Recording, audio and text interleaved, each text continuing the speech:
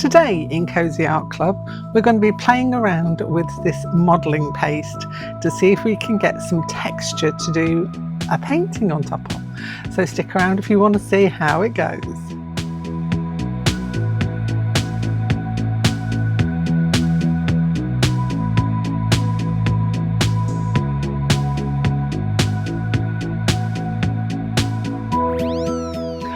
Hello and welcome to the Coziest Art Club on YouTube. I don't know if it is or not, but I find it quite cosy. It's lovely, isn't it? We're all together, we're all playing along with different bits of media and such, and we try and do that every Sunday, so don't forget to pop along and be part of our club.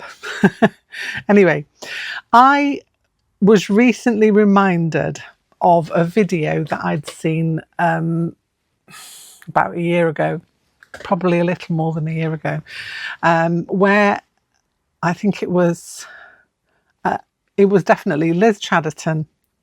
If you don't follow Liz Chaderton and her watercolour and other arty escapades, please do go and follow, because she's very, very good, a very interesting artist to follow, and I just find her really nice. She's a lovely lady.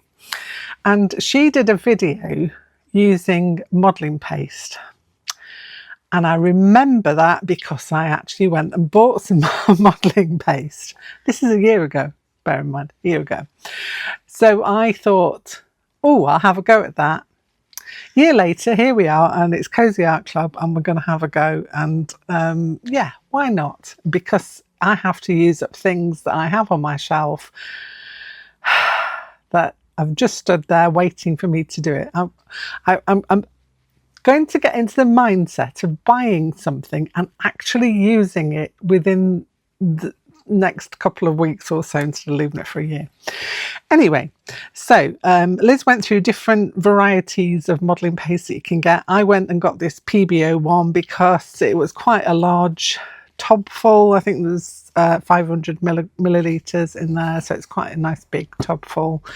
And I also had this, and I thought, I wonder what that looks like too. This one it works in a similar way, but this one's a translucent embossing paste, so that means it's clear. This one dries white, I think. This one is a clear embossing paste, and I have experimented with both of them so that I could confidently kind of say we could have a go at this. There's nothing worse than trying to have a go at something and it fails miserably, but I thought I'm going to try it on a small scale. And as we were doing iCAD, I thought 2 index cards would be great just to try this out to see what it's like. So I did. So let's have a little look at the 2 different ones. Let me put those there. So with the PBO one, I did this. So what I did was I embossed the card, or I left it drying overnight with the stencil embossing on top of it. And I've just gone in with some watercolours. And I quite like the look of it. And I'm thinking maybe I could actually do an actual painting on top of this. A bit like the one that Liz does in her video. I will leave a link to Liz's video, so you can go and have a check that out as well. Because and do subscribe to her, because she's fantastic. Well worth a watch. So when I'd done that one, I thought, okay, I'm going to try this translucent one now, this Dreamweaver one. It's a similar consistency. It's a bit gloopy. It's a bit more of something that you'd use with brass stencils, I think it says. So I think they did brass stencils at one time. I have no idea how old this is. But I think there's something still available that's like it. I know Ranger do one as well. Anyway, so this is the effect we got with that one. So we've got these shiny raised plackets of the embossing paste, which resist the watercolour, whereas this one, it's still quite textured, so it will take watercolour on top of it. So I've got 2 different varieties and I like them both. I think that would be good for certain things, and And this is definitely going to be good for certain things. And I decided I'm going to go this route because it's kind of closer to what Liz had in her video. And I want to do a watercolour on top of it with some kind of an animal, I think. So the next thing we need to do is to get some watercolour boards or paper, it doesn't matter which really, and a stencil perhaps, so that we can prep up a stencil to do some artwork on. So in my papery stash I found some of these boards. I've got a couple of these, and this is what we're going to be working on. It's kind of like, it looks like it's either a watercolour or a pastel base or something. It's not rough. It's kind of, if you were doing a hot press watercolour paper, it probably feels a little bit like that. I thought this would be good to have a go at something a little bit more substantial than the index cards, which as you can see are quite flimsy. So now all I've got to decide is which stencil I'm going to do. So is it going to be one of those? Is it going to be that one? You can't see these, can you? Wait a minute. Let's do something different. Okay, so I've got this one. This is, I love this one. I've used this one on my like stencil papers that I use for collage. That one's quite nice, maybe. Or we've got this guy. But I am kind of in love with this one. Let's do that one, shall we? Because I know I love it. Right, so position wise, I think if I do it like that, we're good to go. Now, the thing with this is, you have got to, I'm going to take the whole lid off. I'm not going to squeeze any out. I'm just going to take the lid off and scoop it out. I've got a palette knife here, and I'm just going to give it a quick squizzle around. You like all these technical terms I keep coming out with, so really I should use that side. And you want to kind of lay it on, and it's a bit like icing a cake really. You want to get your icing on and then pull it through, making sure that you're not digging into the layer. You're kind of getting a smoothish layer. So this is how it goes. And Liz Chaderton, who I got this idea from originally, she did the most beautiful artwork on top of hers, and it worked so beautifully because the grooves that are left catch the watercolour, and it holds it in such a wonderful kind of way that you'd not get any other way. I don't know if I'm scraping it on. It's a bit like buttering toast, really. You want it to be just right, you know. I'm trying not to move my stencil as I spread. It's quite relaxing actually. There's something quite soothing about it. Now, when you have, or when you eventually remove your stencil, which you have to do quite carefully, I'm just going to put the spare bits in there, see if there's any to skim off the top. Make sure I've got all angles covered down there. Skim it off.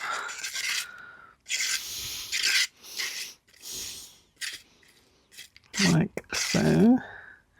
Oh, I might have moved my stencil then. It might have been a big mistake. Let's see how we've got on.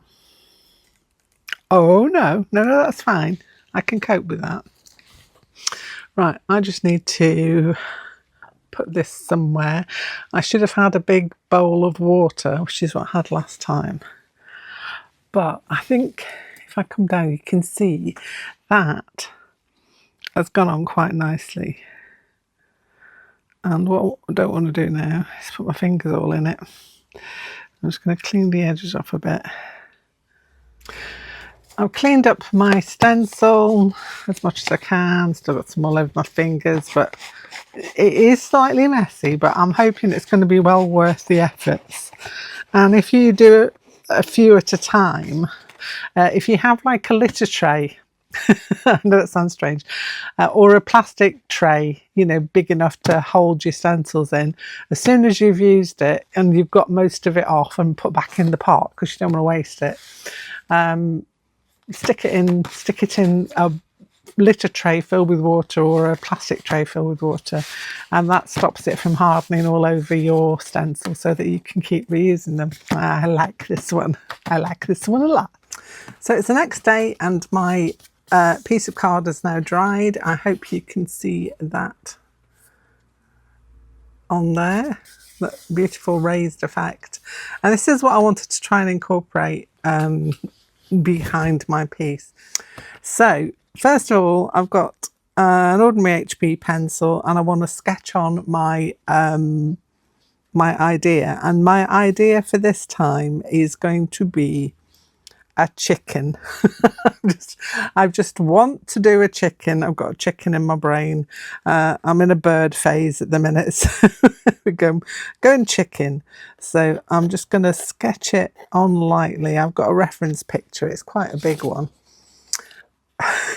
It's quite a big reference picture, but I've got this from Unsplash, so I have put the reference picture in the album on the Facebook group. So if you wanted to use a similar reference, you could go ahead and use this, or use any other animal of your choice.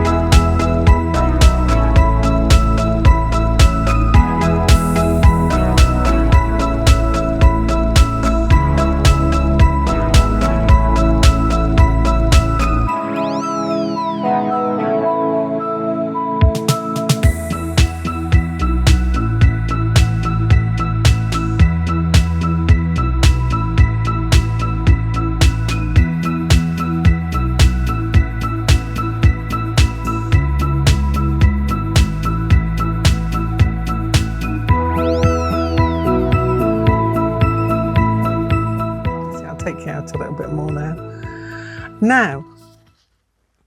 I have got varying different watercolours that I wanted to try, but I have got these, which are the high chroma core watercolours. So I'm going to go with those, I think, to give me some beautiful brights. Well, I hope it will anyway.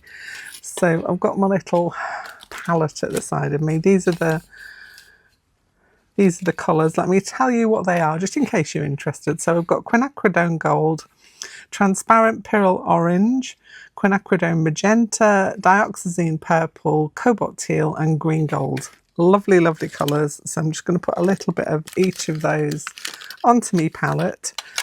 You don't need to see me doing that, so I shall just do that. Okay, so I'm going to go in. I think I want to do the eye first. What I do need, along with all those, is a Payne's grey. I haven't got a black in the core, but Payne's grey is the nearest I've got in a different set. It wasn't in the high chroma set, but I do have that in another set I've got. I've got quite a bit there. Never mind, it will all get used. Put the lid back on. Put the lid back on. Okay. Right, so his eye I'm going to do in Payne's grey, just to get that in there. And you can see how the lines underneath, now that raised surface is going to affect the, I'll take you in a bit further. It's going to affect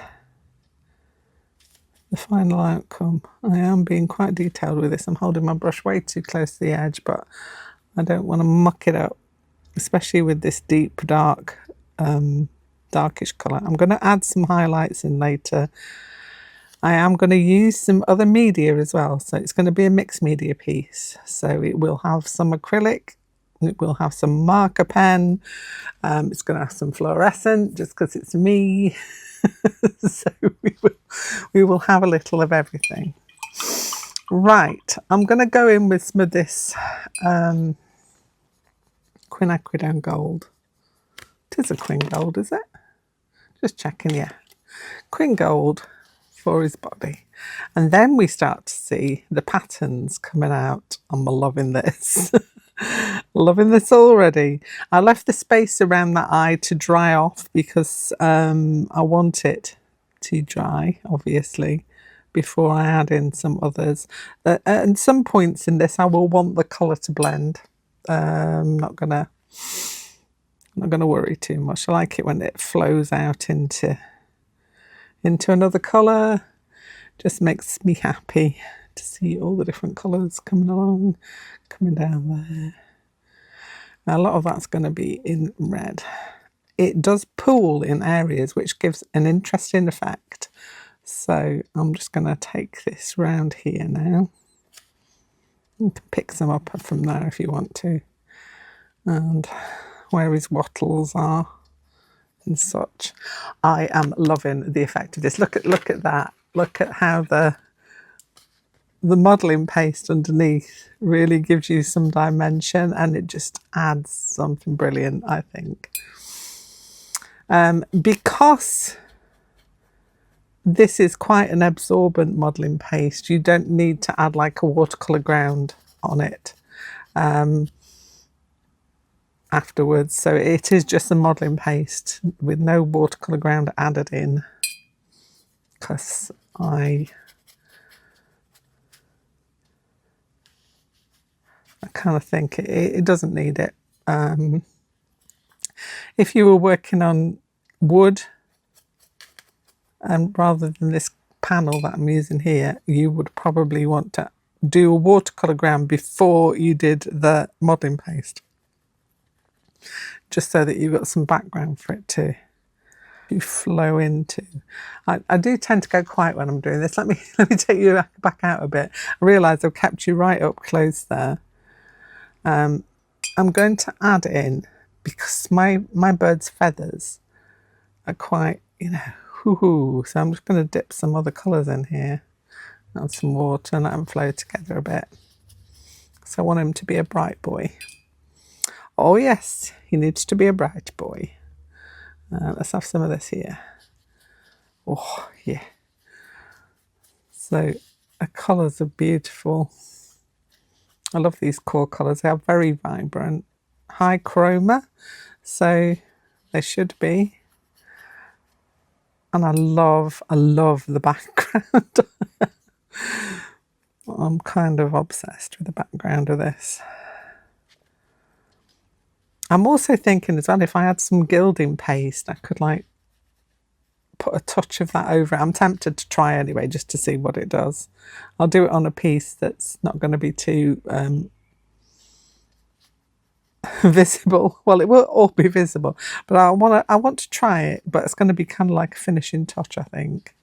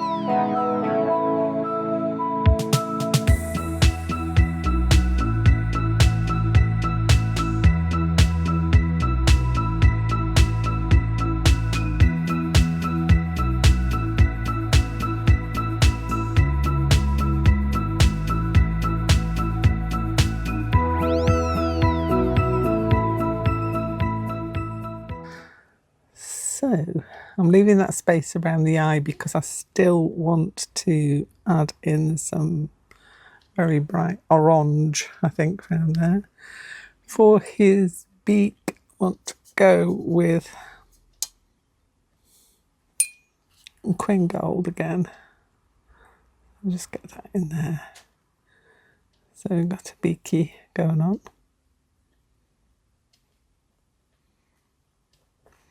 But I'm going to play around with this when I'm doing some other colours. Anyway, I'll probably put you on fast forward now while I do a little bit more of this. So yeah.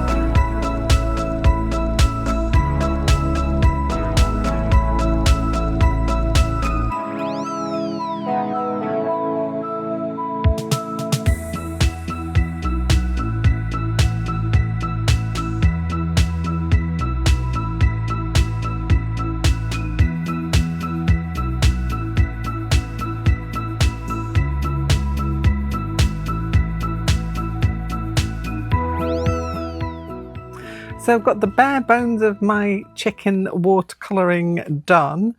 I will let this dry. I will probably go back in and maybe add a few more layers in, perhaps. I'm not sure. I'm quite liking how he's looking at the minute, but I've got other media that I want to use as well. So I'm going to be using some acrylic paint pens, perhaps. I know that Liz did some ink lining over the top, so she went in with like a marker, a liner pen, and marked an area. So I may do some of that as well, just to sort of bring out the things that are already there. But let me show you one that I did earlier. So this is like Blue Peter. I'm going to leave this one over here to dry and show you one that I did earlier with the other reference photo that I put in the Facebook group reference album, and it was a puffin. I was desperate to do a puffin, so I did this guy. So here he is. He's kind of finished. I may still add things into him because he's just drying off after the last thing that I did, basically. So I thought I'd show you this. This was a different stenciled background. I used another stencil to get this, but it's still the same, the PBO modelling paste background, left to dry, and then I sketched out my puffin on top and then just went to town adding in all kinds of things. So if you can see here, I've got some fluorescent acrylic pen. This is the kind of thing I want to add into my chicken. I think that's what I'm going to be doing, is looking to see what else I can add into it. But I am encouraging you to go and play with it. So once you've got your basics down, unless you want an ultra realistic chicken, in which case you maybe wouldn't have done this background in the first place. I want something that's like, it's a chicken. You can see that this is an actual chicken, but I want mine to be a fantastical chicken. So yeah, I love realism. But when I'm painting, I tend to want to just throw all my colours at it because that makes me happy. Whatever makes you happy, you do what makes, gives you joy. Anyway, there's my puffin guy.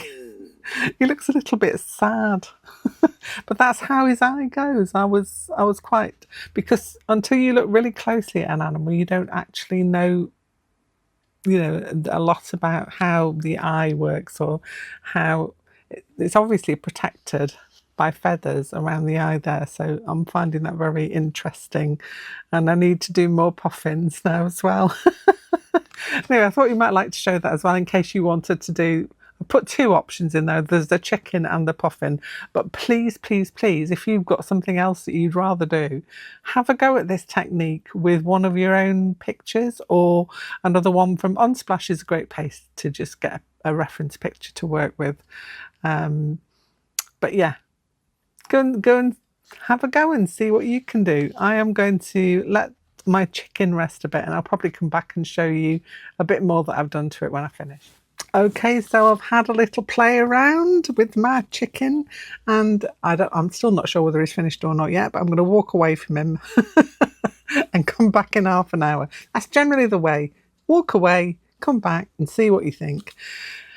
Anyway, I've thrown a few things at him. So he's got Stabilo All pencil, which I have used kind of highlight the edges of him rather than ink. I know Liz used an ink liner. I just went in with this because I can water it down if it got too heavy. That was my thought about it anyway. I will probably try with ink at some point because it does look like a really good technique. I went back in with some more of the watercolours just to darken up certain areas, and I also went in with a little bit of acrylic, fluorescent acrylic markers. These are the Ohuhu fluorescent acrylic markers. Went in with those. Threw a lot of things at it. The other thing I really found, I was looking for my gilding paste. Can't put my hand on it at the moment, but what I got next was this. It's a Sennelier oil pastel in a gold. I don't know if it's got the name on it anyway. It has got a number. It has got a number, so if you want the same one, it's just a gold Sennelier oil pastel.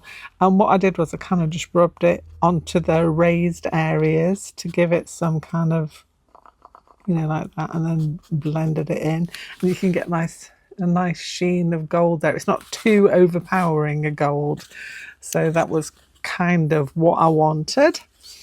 What else did I do? I flecked it with some some of this gold watercolour from this is it Psy Art Gallery, and I used that gold there just to, I wet a brush and then just tapped it so that I could get some of these gold flecks going on. I also, while I was at it, did the same to my toucan. Puffin. I did the same to my puffin. So they are both now, well, as far as I'm concerned, they're kind of complete. I will come back in half an hour and have a look at them. But that's for me to fiddle around with, and for you to fiddle around with yours when you do yours. I hope you are going to have a little go at this. As I say, the reference photos are in the Facebook group in the reference photo album. So do check those out if you want to use the same kind of references I used. Otherwise, go for it. Have fun, and I'd love to see what you make. So pop over to the Facebook group and show me if you feel like sharing. And it's a great place to share because there's a lot of supportive people in there to cheer you on as you do your artwork. Anyway, don't forget to like and subscribe if you're enjoying this. I'm back here next Sunday with another Cozy Art Club. I'll be back here sometime in the week, probably a Friday, with another thing that I'm going to show you. There's lots of things going on. But don't forget to like and subscribe. They don't cost you anything at all, but it really, really, really helps the channel if you do that, because it makes it so that the YouTube algorithm pushes it out to people who would like to see more of this. Anyway, that's enough from me for today. I hope you've enjoyed it, and I will be back here very soon with something else. Bye for now.